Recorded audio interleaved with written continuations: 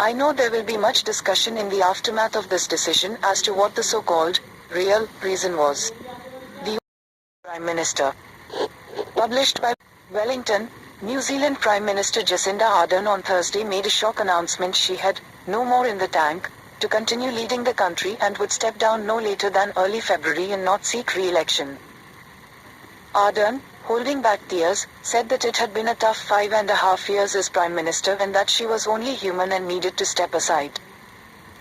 This summer, I had hoped to find a way to prepare for not just another year, but another term, because that is what this year requires.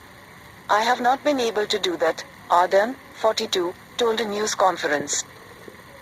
I know there will be much discussion in the aftermath of this decision as to what the so-called real reason was. The only interesting angle you will find is that after going on 6 years of some big challenges, that I am human, she continued. Politicians are human. We give all that we can, for as long as we can, and then it's time. And for me, it's time. A ruling New Zealand Labour Party vote for a new leader will take place on Sunday. The party leader will be Prime Minister until the next general election. Ardern's term as leader will conclude no later than February 7th and a general election will be held on October 14th.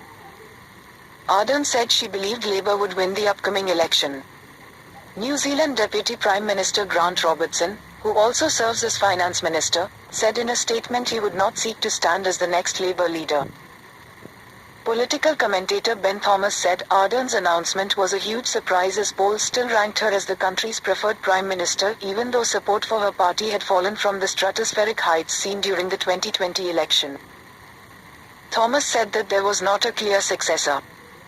Ardern said she was not stepping down because the job was hard, but because she believed others could do a better job.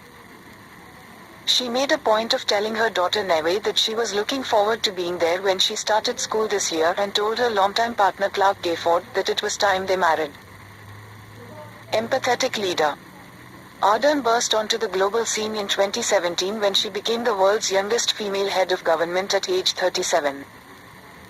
Riding a wave of Jacinda mania, she campaigned passionately for women's rights and an end to child poverty and economic inequality in the country. 8 months after becoming Premier, she became the second elected leader to give birth while in office, after Pakistan's Benazir Bhutto. Many saw Ardern as part of wave of progressive female leaders, including Finnish Prime Minister Sanna Marin. Her empathetic leadership style was cemented by her response to the mass shootings at 2 mosques in Christchurch in 2019 that killed 51 people, injured 40. Her universal call for human unity with compassion made me cry with joy then, and it makes me cry now, said Farad Ahmed, survivor and husband of a Christchurch attack victim. Her kindness, wisdom and efforts for a peaceful world have been a remarkable example for world leaders, he said. I understand that she needs rest, and I wish her all the best in her life. Ardern swiftly labeled the attacks terrorism, and wore a hijab as she met with the Muslim community a day after the attack, telling them the whole country was united in grief. She promised and delivered major gun law reform within a month. Jacinda Ardern has shown the world how to lead with intellect and strength. She has demonstrated that empathy and insight are powerful leadership qualities, Australian Prime Minister Anthony Albanese said on Thursday.